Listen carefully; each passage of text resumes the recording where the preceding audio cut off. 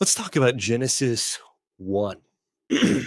So we have finished the entire New Testament. If you've been following along in our group Bible reading plan, we started in Matthew back in January of 2025, and now we have finished Revelation, and we are jumping into the Old Testament. We're going to spend the next about 2 years in the Old Testament, working our way through every single chapter of the Old Testament. These videos have kind of evolved over the past year or so. They are still kind of rough. I am by no means a professional video maker or anything like that. I don't even particularly like being on camera. I don't even particularly like being a kind of public figure or the center of attention or anything like that. So these are never going to become, some kind of super polished anything like that. I don't even know if I'm capable of functioning as a polished or tidy or whatever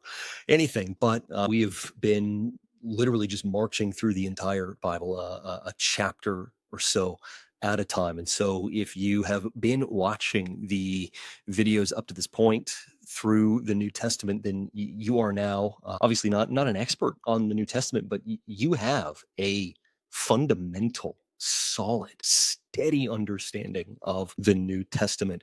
And now, as we come back around and we go through the Old Testament, what we're going to find is that the Old Testament makes so much more sense. It rings so much clearer. So much of the stuff in the Old Testament that is unbelievably difficult to wrap our heads around. It seems strange and maybe even nonsensical stuff in the Old Testament that maybe has even led you to kind of doubt the scriptures in the past comes together so much more clearly when you have the fullness of the New Testament kind of under your belt, and you can see the big context. You can see where all of this is headed. And so we're going to work our way through the Old Testament, beginning with Genesis here and now. And we're going to be in Genesis for quite a while. There's 50 chapters. We're going through about 5 chapters a week. And so that means that we're going to be in Genesis for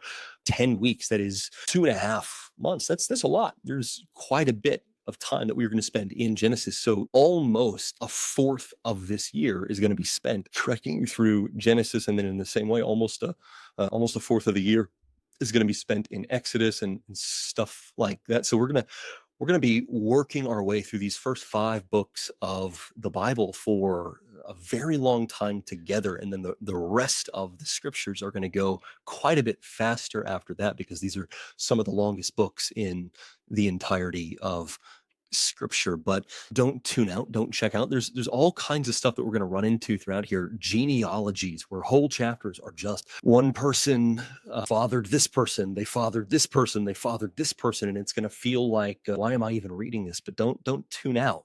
We're going to learn exactly why we are reading all of that stuff. There's long sections once we get into Exodus, Leviticus, Numbers, Deuteronomy, of just law after law after law that God gave to the ancient Israelites. And you're going to say, well, who cares about this? Why are we reading about not eating shrimp and stuff like that?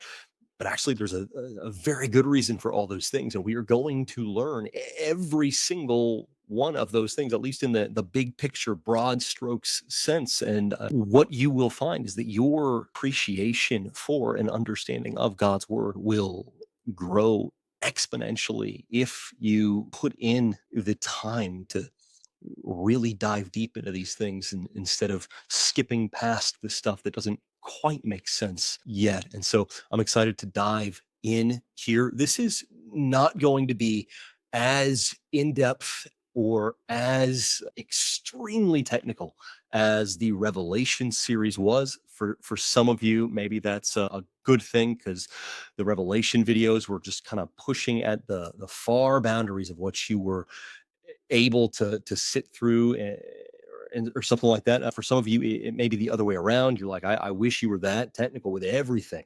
The last several months in the New Testament, we got very in depth on some of the books that are often extremely misunderstood, like James, like 1st, 2nd, and 3rd John, like Revelation, and so on and so forth, just because there was so much going on that needed to be explained in the background. And there's still a lot of stuff that has to be explained here for Genesis, Exodus, Leviticus, Numbers, and Deuteronomy. And yet we can tackle this without being quite so intensely technical and so on and so forth. And so we're going to bring this down a few notches, and the videos will not be an hour plus long per chapter. That is not something we're going to be experiencing for quite a while, until maybe we get into the prophets or something like that. But I'm just going to dive straight into Genesis chapter 1, and we are going to start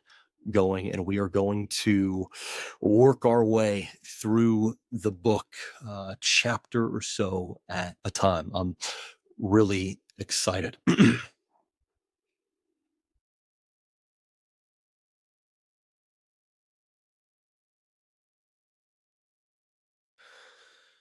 So, diving into Genesis chapter 1, before anything else, I need to kind of give a disclaimer, because one of the things that happens a lot of times when we jump into the book of Genesis, and especially Genesis 1 through 3 and beyond, is we get stuck on very much the wrong questions. The way that Genesis has kind of been taken up and turned into part of a lot of the culture wars and stuff like that that we see happening between science and religion, between conservatives and liberals, between these people over here, those people over there, whatever.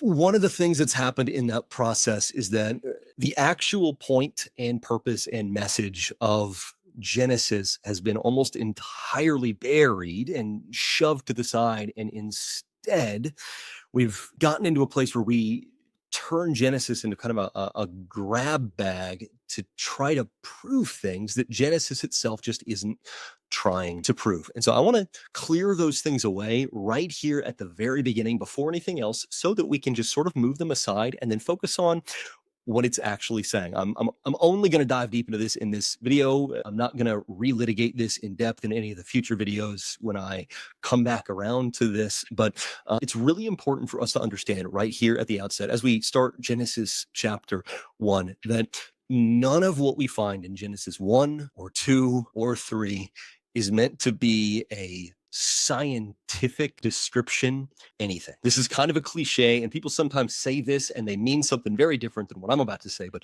Genesis is not intended as a science textbook. And here's the thing: a lot of times when people say the Bible's not a science textbook, what they're saying is you can't trust the Bible to be scientifically accurate, is what they're saying a lot of times. When they say the Bible's not a science textbook, they're saying you can't trust the Bible to have an accurate description of the world around us. A lot of times people say the Bible was written back before people understood so many of the most basic aspects of science, and therefore it's just not a reliable source for truth. That it might have some spiritual truths and stuff like that, but that you can't really trust it to be accurate in general. It can really help you feel some of the right spiritual things, but that you shouldn't really trust it as a reliable guide to the world. That's what people mean a lot of times when they say the Bible is not a scientific textbook. That is not what I am saying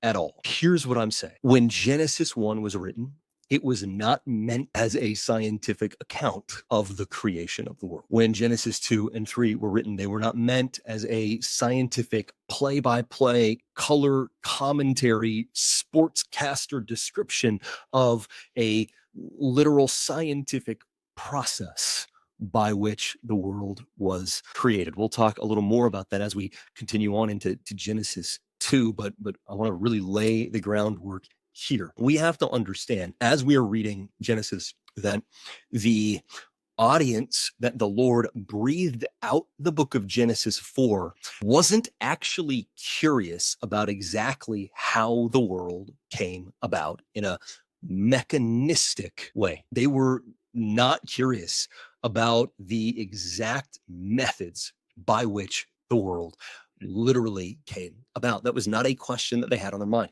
They weren't wondering, I wonder if the world gradually evolved from a really simple organism into a really complicated organism, or if the world just kind of came out of the oven totally finished.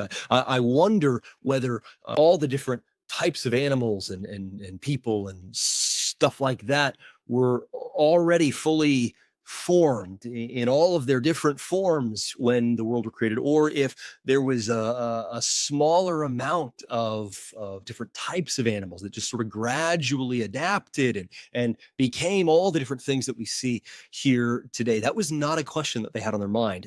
Genesis 1 through 3 has nothing to say about evolution versus creationism or anything like. And when I say creationism, what I mean is this: creationism is the name that we give to kind of the idea that when God created the world, it was basically exactly the way it is today.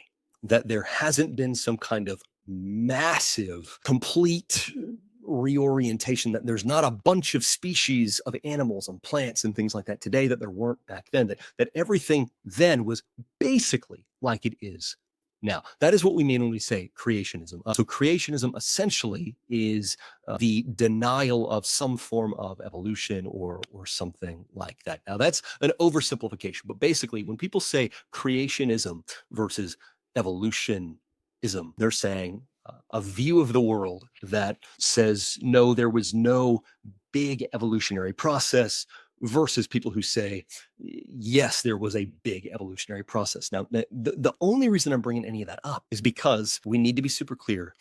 Genesis 1 has nothing to say about that debate. Only one of these two can be right? Either there was a big evolutionary process or there was not. They can't both be right. One of them has to be right. The other one has to be wrong. But Genesis 1 actually has absolutely nothing to do with that debate. Genesis 1 is not trying to advocate one or the other of those views. It's not trying to debunk one or the other of those views. If you're reading in your study Bible and the study Bible jumps in and starts talking about evolution, then it's dragging the text into a debate it actually has nothing to say about, that it was literally not written to address or anything like that. The point of Genesis 1 through 3 has zero to do with the debate over creation versus evolution. Now, just to put my cards on the table, like, I want to be super clear. I'm not just some totally unbiased commenter here. I do not believe in Darwinian evolution. I do not believe in like the macro evolutionary philosophy that says that everything began as a single-celled organism and then developed over billions and billions of years into everything we see today. I do not believe that. But the reasons why I think Darwin's theory of evolution is wrong actually have basically nothing to do with the Bible. The Bible does not make any claims about the exact scientific process behind creation. And so if all we had was the Bible itself, it would be entirely possible that some form of macro evolution took place. The reasons why Darwin's theory of evolution is, I think, very, very unlikely are mostly scientific, not biblical. And so we'll talk a little more about that as we go on, but it's really important for us to understand none of this has jack to do with that debate. None of this has anything to do with science versus religion. None of this has anything to do with any of that. We aren't going to be laser focusing on that. It's not the point of Genesis. Genesis is making a very different but very important point. But the points that the book of Genesis is making here in these early chapters come not in the form of a precise scientific debate. They come in the form of what is called ancient Near Eastern cosmological language. This is another one of those things that's kind of annoying. In the book of Revelation, we had to learn about ancient Jewish apocalyptic literature because it's a totally different way of seeing everything. And for these early chapters of Genesis, we have to learn at least the basics of ancient Near Eastern cosmological language. What it basically comes down to is this: in the ancient Near East, they just straight up, this is going to be a hard thing to process, but bear with me.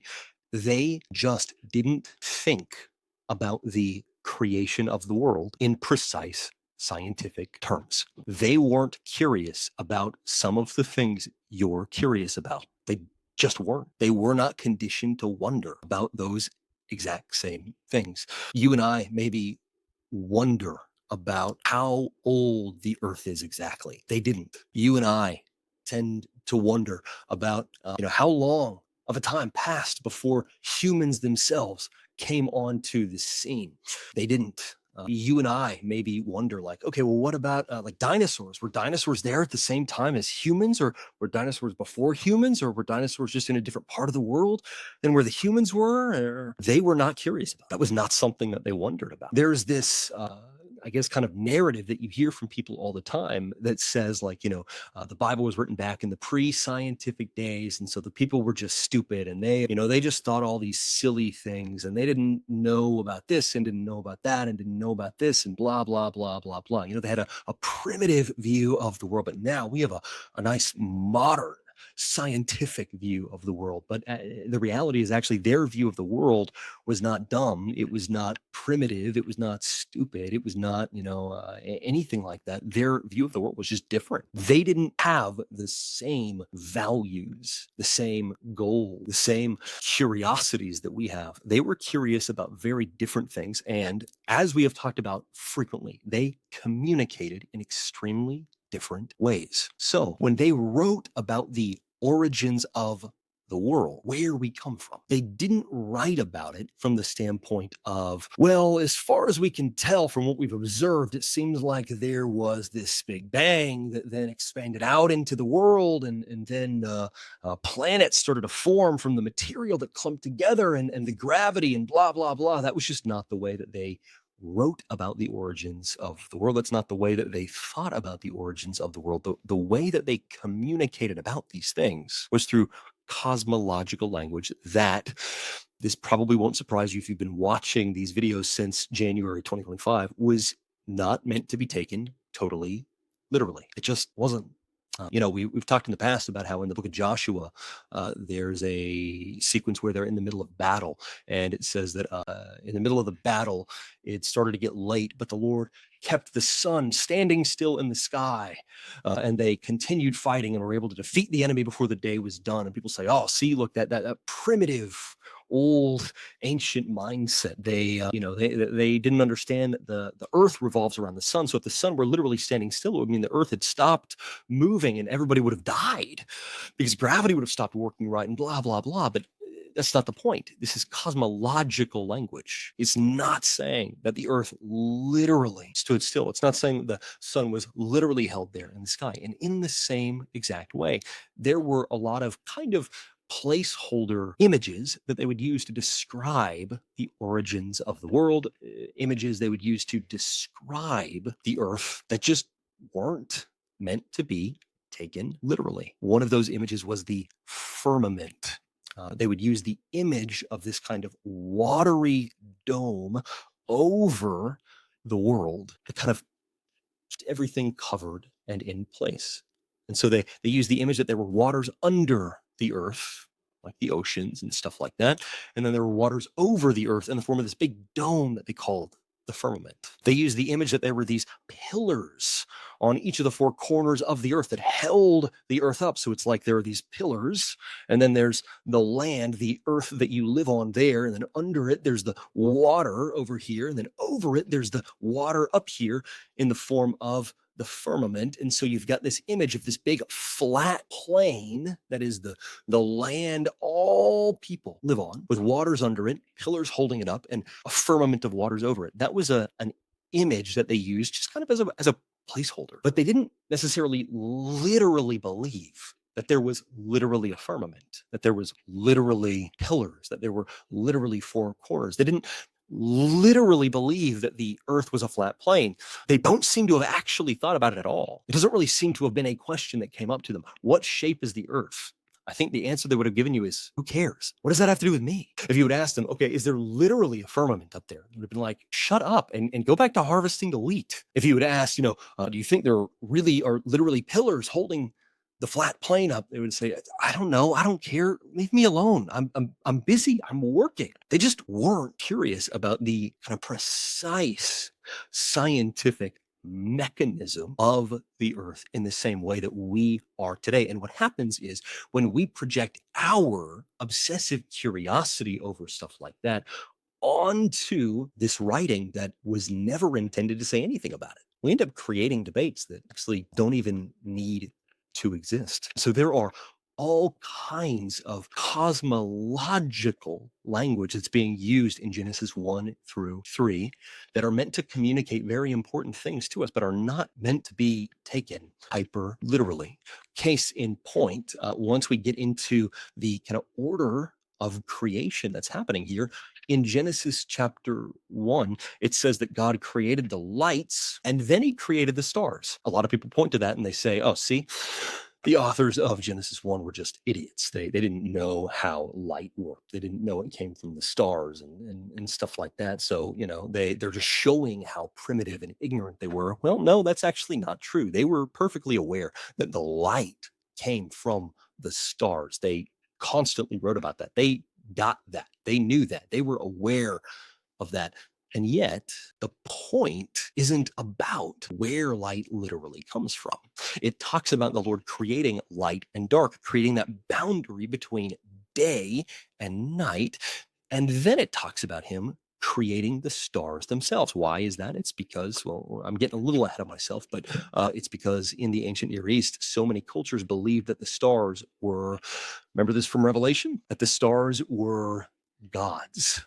So many cultures worshipped the stars. They basically saw them as like heavenly beings or divine beings and stuff like that. And they would try to read the stars. They get messages about the will of the gods and so on and so forth. But it says God created the stars. And so when it talks about God creating light versus dark, it's talking about God putting order to the rhythm of the days. There is daytime, there is nighttime, and this is part of God's good creative design. And in the same way, when it talks about God creating the stars, it's saying, hey, these are not gods.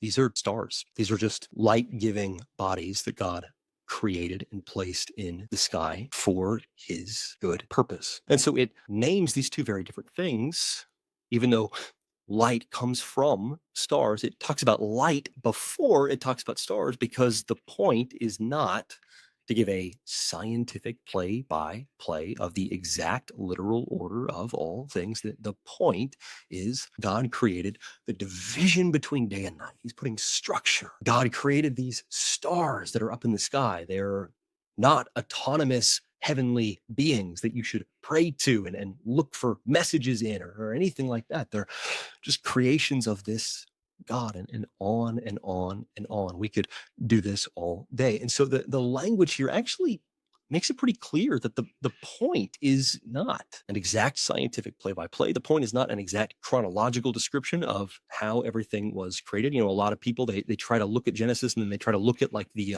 fossil record and stuff like that. They say like, oh, it seems like actually some of the earliest creatures were this type of creature. And then the next type of creatures that we see just a little later down the line in the fossil record are these types of creatures, and the next ones are these types, and that. So the order of Genesis 1 lines up with the fossil record. Whether that's true or not, it's not the point. This is not meant to be a metaphor for the timeline of history leading up to the coming of humanity, although that's a reasonable guess to make, but that's not the point. The point is God created all things and he is putting all things in order. This is cosmological language, not precise scientific language. And it is not meant to be taken hyper literally. The audience that originally received Genesis when it was divinely breathed out by God were perfectly well aware that the light comes from the sun and the stars. They weren't confused when it says, first the light was created, then the stars were created. They didn't project our culture's hyper literalism and our culture's hyper scientism onto what Genesis 1 says. So they were perfectly capable of knowing the stars give off that light that comes from the daytime, including the sun. And this says God created light and dark, and then he created the stars. They were perfectly capable of holding all those things together and understanding. This is not saying God created light before he created stars in a literal, chronological, play-by-play sense. That same thing is true when we get to Genesis 2, and we'll talk a little bit about this. But the order of things that are created in Genesis 2 is a little bit different than the order things are created in Genesis 1. Once again, a lot of like skeptics and stuff, they say, oh, see, you can't trust the Bible because Genesis 2 lays out one order of creation. Genesis 1 lays out a totally different order of creation. So see, they were just, too primitive, too stupid to understand. Okay, look, come on. If you are putting the book of Genesis together, you're going to notice that the order is just a little different in Genesis 1 versus Genesis 2. They may be ancient people, but they're not dumb. They were perfectly aware that Genesis 1 lays out one order that everything is created in, and Genesis 2 slightly changes that order. What's going on? It's the same thing we just talked about. It's not that they just missed it, that they just didn't notice that there was sort of a different order. It's that they didn't care that there was a different order, because the point of the order in Genesis 1 is very different from the point of the order in Genesis 2. This is explaining the process of creation in two very different ways, with two very different images in two very different stories, but they both communicate the God-breathed point. And in Genesis 1, the God-breathed point is this. I'm going to start pretty much at the beginning and go pretty much chronological with very little jumping around. Here we go. The point that Genesis 1 is making is that in the beginning, God. That is the big point. Maybe that feels kind of anticlimactic. I understand.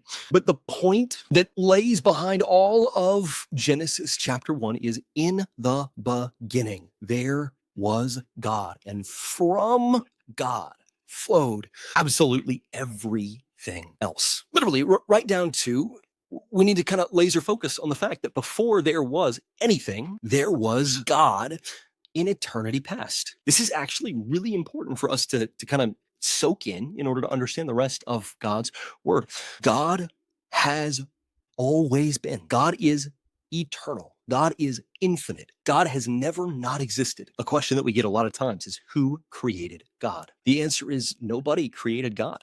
God was not created. God has always. He didn't need someone else to create him. We need to be created because we are finite humans. He did not need to be created. He is infinite. He is the only infinite that there is. God has always been.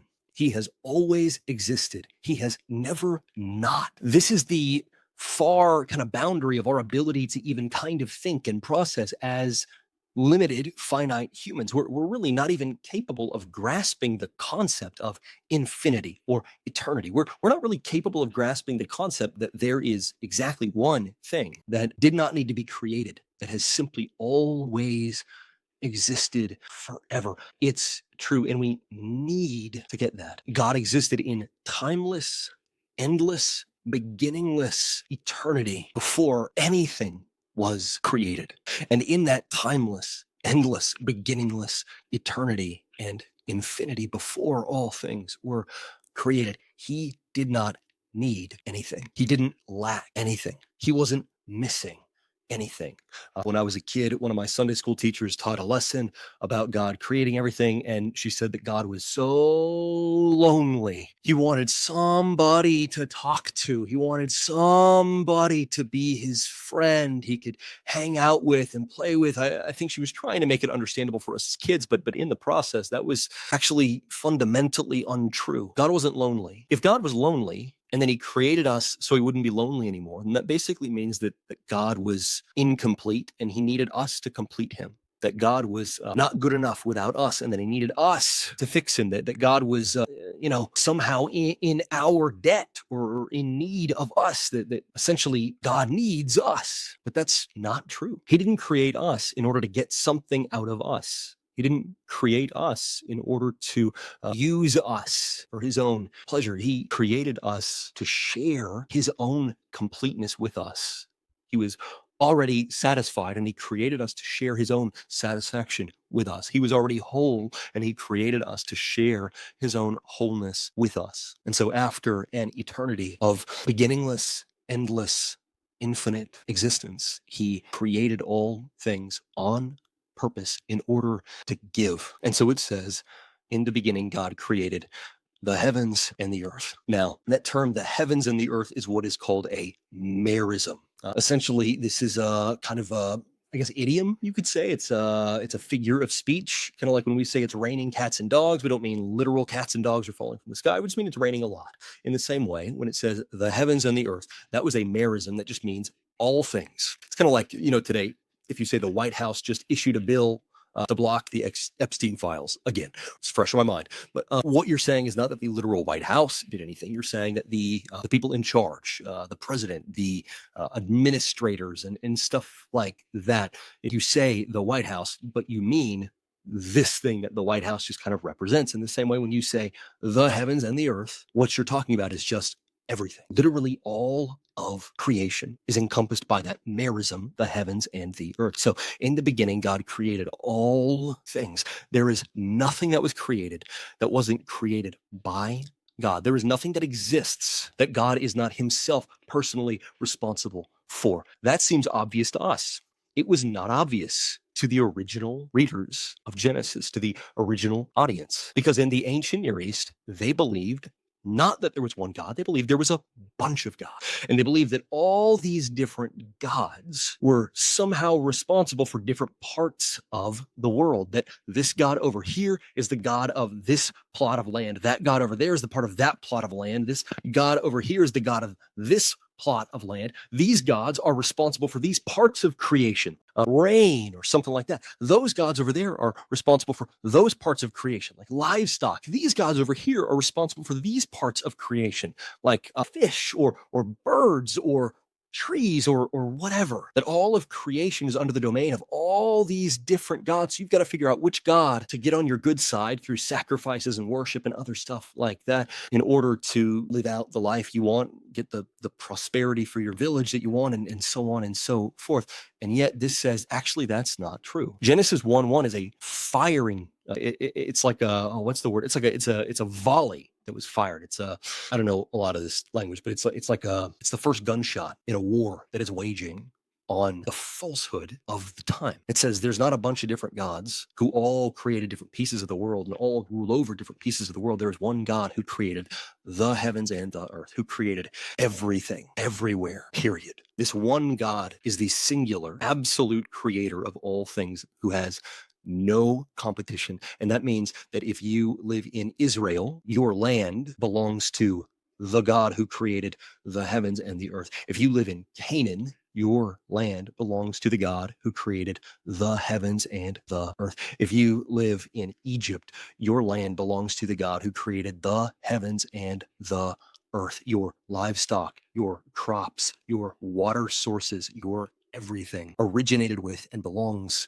to the God who created all things, and it says when he created all these things, it wasn't a problem. It wasn't a challenge. Now again, that seems simple. That seems obvious to us, but it was not obvious to the original audiences for Genesis. Why is that? It's because in the ancient Near East, the standard ancient Near Eastern worldview was that there were all these different gods who were all waging war on each other at all times, and that they'd been waging war on each other since before anything in our world existed. They believed that actually our world, in some sense, came about as a result of these battles between all the different gods. That this god would kill that god, and that god's dead body would grow into this part of our world, and that this other god would kill this other god over here, and that this God's body would become this other part of our world, and that God would kill that God over there, and its body would become this other part. So your crops emerged from the dead body of a God that was killed by your God. Your livestock emerged from the corpse of a God that was killed by this other God. The sky emerged from the corpse of a God that was killed by these other gods, and so on and so forth. That is the way that they saw origins of the world. Now, once again, this was not meant to be taken hyper literally. They didn't necessarily literally believe that the world was birthed out of the corpse of such and such pagan god, but these were the stories that their society and culture was built on. And yet, this says, no, I'm telling you a very different story. I'm telling you a true story.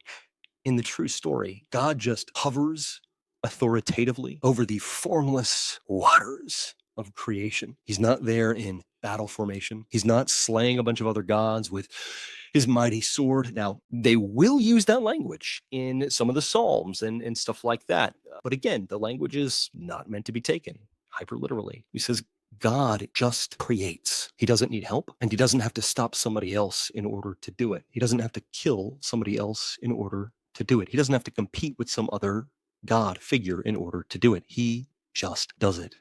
In fact, it says he creates by his authoritative word. He speaks and everything comes into existence. He says, let there be light, and there is light. He says, let there be animals on the land, and there are animals on the land. He says, let there be fish in the sea, and there are fish in the sea. He says, let the light be divided from the dark, and the light is divided from the dark, and on and on and on. This is an image of God creating by his kingly authority. This is very important. This is presenting God as the absolute, uncontested king of all creation. And as the absolute, uncontested king of all creation, you can say essentially his creation, every inch of it is his king. Creation is the kingdom of God. There is no blade of grass in all of creation that is not part of God's kingdom that he rules over as king. That is the way that the world was created to be. And it says that as the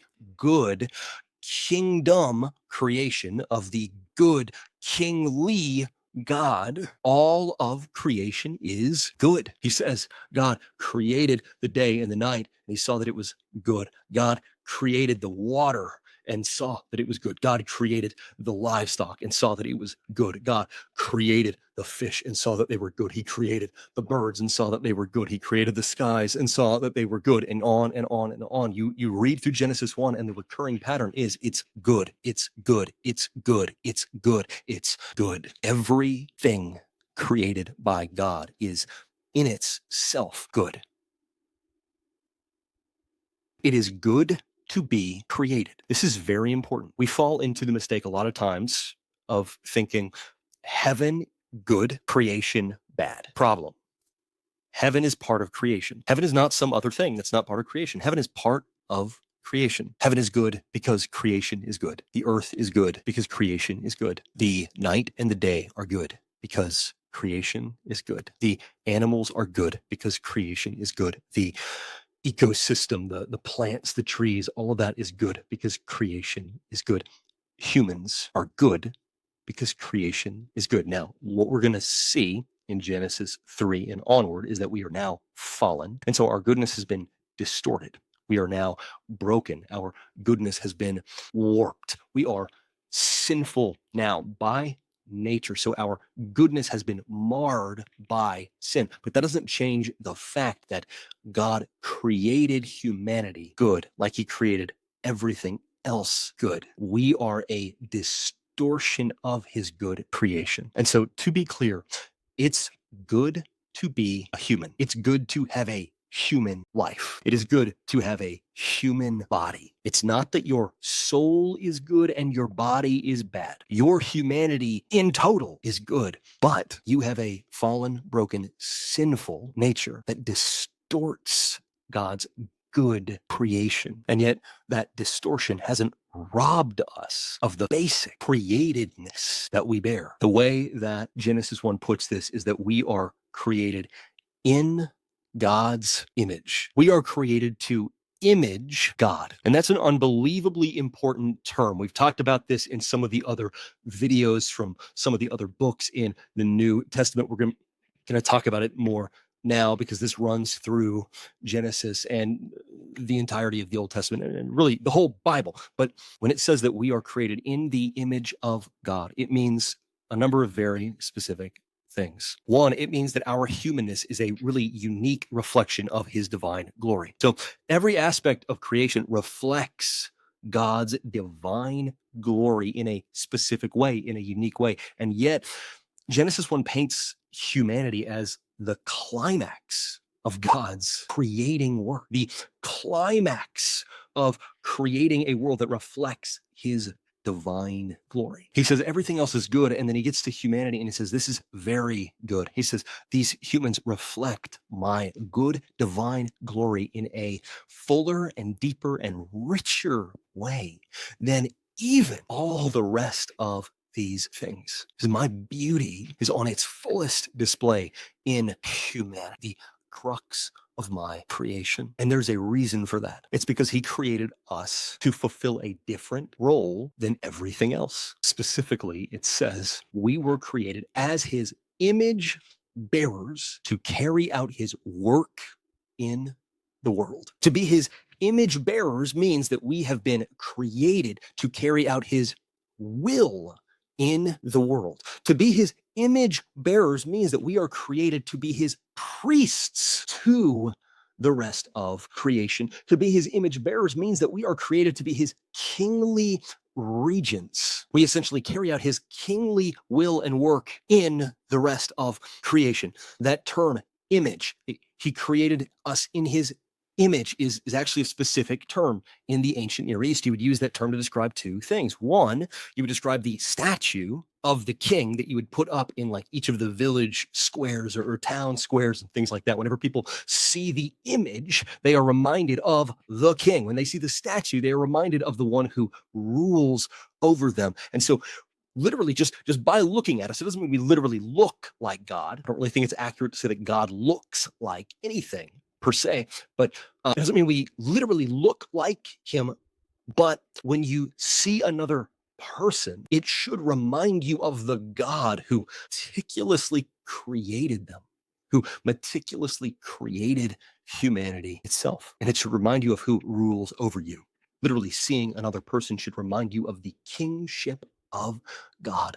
I have a good king over me, created me just as intricately and gloriously as he created them. The beauty that I see in them shouldn't terminate on them. It should move me to glorify the king. The beauty that I see, hopefully, in myself shouldn't terminate on me and turn into narcissism. It should drive me to glorify king. And so we are, in a sense, statues of the king. But at the same time, that term image could also be used as a kind of double kind of wordplay to describe the kingly regent, the one who does the king's dirty work, or in the case of the king of all creation, does the king's clean work, because God doesn't have dirty work. But it's like you are the king's hatchet man, so to speak. The king snaps his fingers and his regent, his image, goes and does it. It's like that regent is a walking, living statue of the king. And so when that king goes and he executes one of the king's orders, he's doing it on the king's authority. He's doing it in the king's name. He is the hands and feet of the king. And in the same way, it says humanity essentially is created to be the hands and feet of the king, God, in the world. And we see that in this language that it's going to use later down the line. He says, be fruitful and multiply, fill the earth and subdue it. He says, go cultivate the earth. That's another way you can translate those terms. Is go not just take care of the earth. That's part of it. Go steward the earth, but also go cultivate the earth. Go enhance the earth. Go augment the earth. The will and work of the king for his images, humans, was actually to go take the sandbox that he's created here in the beginning and placed us in and actually make it better. Point is not, oh, he could only make an okay world and now we go make it a great world. The point was he made a world that exists for us to go cultivate it. He created the world for us to go plant gardens, plant fields, plant crops, to go breed animals, to go give birth to new humans, to go create technologies, to explore, to experiment, to try things. He created us to go grow into the work of stewarding his good, glorious world and building this very small, it seems, Garden of Eden further and further and further out until the entire world is a beautiful, cultivated world that is not just some agrarian garden, but has technologies, innovations, all these different things that enhance life together in the world. That's part of the reason why the image that Genesis gives us for the beginning is the image of a kind of garden. But the image that Revelation gives us for when God finishes the work of restoring everything, the image he gives us is not the image of going back to the garden. Remember, it's like the garden, but it's better. The image that he gives us is a city, the new Jerusalem coming down out of heaven from God, with the doors that are always open, with no need for city gates, with no need for night watchmen, all these things.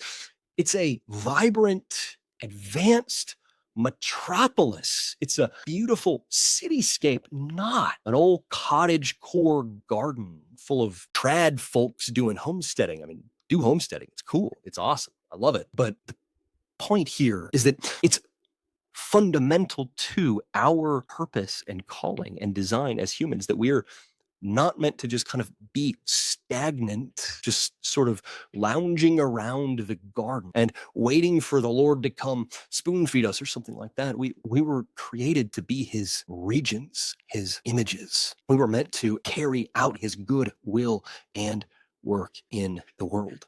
And so he creates a world that is glorious, but in a sense, you could say is unfinished, because he created us in order to glorify him by our act of continuing the work and finishing by being fruitful and multiplying, cultivating the earth, and then stewarding it. People often ask, okay, well, would they ever have had kids if they hadn't sinned in the garden? I think the answer is obviously yes, clearly. That was always part of it. Would we have had to work if we hadn't sinned in the garden? Yeah, obviously. It seems like the answer is clearly yes. Would there have been sex if we hadn't sinned in the garden? Well, clearly, yes. Obviously, there's not really another way to be fruitful and multiply, cultivate the earth, and blah, blah, blah, so on and so forth. The point was always carry out my good will and work in the world as my good hands and feet, as my image bearers.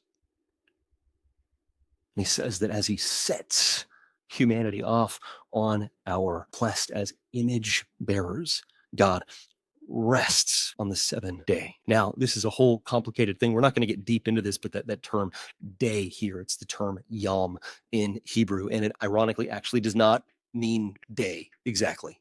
It's a term that you can definitely use it to mean day, but it's a term that can mean all kinds of different things. Unspecified period of time. So yom could be, a few minutes. Yom could be a day, a 24-hour period. Yom could be a month, a year, a decade, a century, a millennium, and just an undetermined amount of time. If we're being ultra literal here, this is 7 kind of time periods. And then later, like in Exodus, when God creates the 10 commandments and he gives the Sabbath command, he says, on the 7th yom, the Lord rested. So now you rest on the 7th day.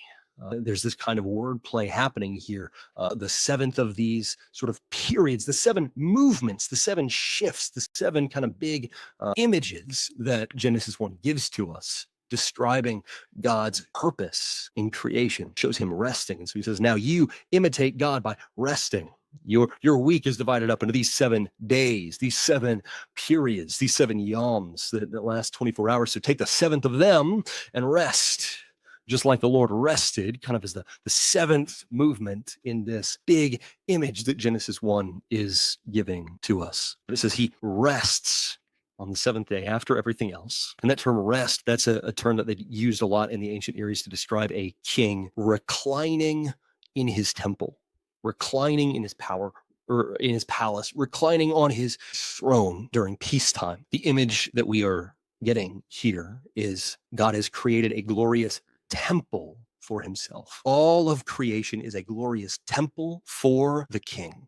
He's created a glorious palace for himself. All of creation is a palace palace for the king. All of creation is his kingdom. Eden is kind of the temple garden, the garden.